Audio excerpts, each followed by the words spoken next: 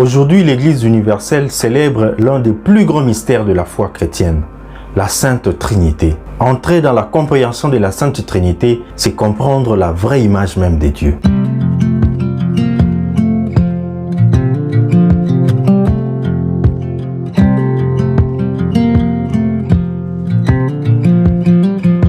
Le pèlerinage de toute l'ancienne alliance nous fait découvrir l'histoire du peuple d'Israël dans son expérience avec le Dieu unique appelé Adonai ou Elohim. Cela dépend de l'école théologique dans laquelle on se situe. Le judaïsme étant donc une religion qui professe un monothéisme absolu, c'est-à-dire la croyance en un seul Dieu, n'est tolérée aucune idole à côté du seul vrai Dieu. D'ailleurs, en lisant Exode chapitre 20, versets 3 à 4, on comprend mieux que les deux premiers commandements du décalogue concernent cet aspect monothéiste du peuple de la Bible. Et cela nous permet aussi de comprendre la grande thématique de la fidélité et de la double appartenance qui traverse tout l'Ancien Testament.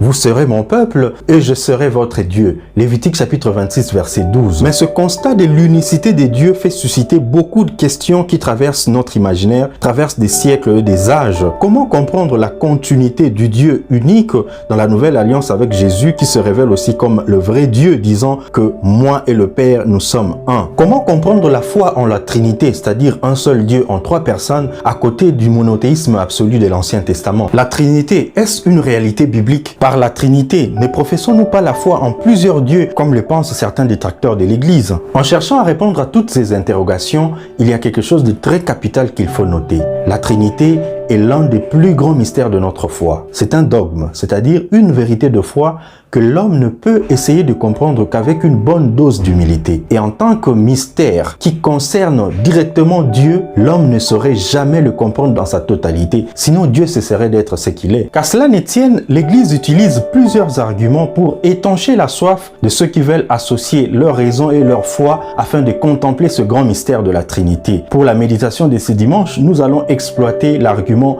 dogmatico-biblique pour notre croissance spirituelle. La théologie fondamentale nous enseigne que la révélation est progressive. Dieu se laisse découvrir au fil du temps. C'est pas par un claquement de doigts qu'on peut arriver à découvrir Dieu dans son immensité. La foi en la Trinité est donc inconnue du judaïsme avant la venue de Jésus-Christ.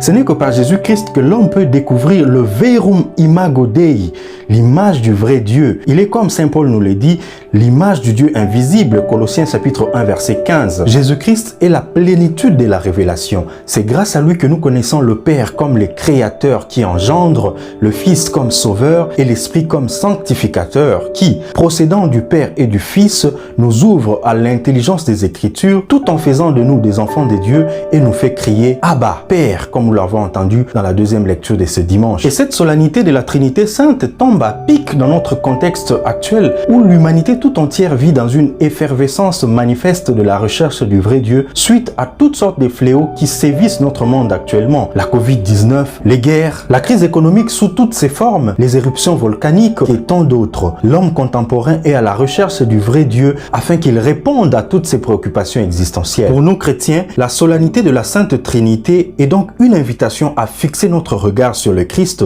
afin de découvrir l'image du vrai Dieu. Et pour découvrir cette image, en ce jour où Jésus-Christ nous envoie dans le monde pour faire des disciples en les baptisant au nom de la Trinité, au nom du Père, du Fils et du Saint-Esprit, nous sommes donc appelés à révisiter notre engagement baptismal et toutes ses implications pour nous unir intimement à Jésus-Christ. Et dans cette mission importante et en même temps difficile que le Seigneur Jésus-Christ nous confie, si nous allons rencontrer des difficultés et des obstacles, chers frères et sœurs, n'ayons pas peur, nous qui avons contemplé l'image du Dieu véritable en Jésus-Christ. Dans l'évangile de ce dimanche, il nous laisse un testament qui est un réconfort inéluctable. Il dit « Je serai avec vous jusqu'à la fin de temps ». Le texte grec utilise une expression forte « sun teleias touaionos », c'est-à-dire jusqu'à ce que tous les jours se consument, jusqu'à l'épuisement total du jour, je serai avec vous. Jésus-Christ ne nous abandonne même pas un seul instant. Il est toujours avec nous.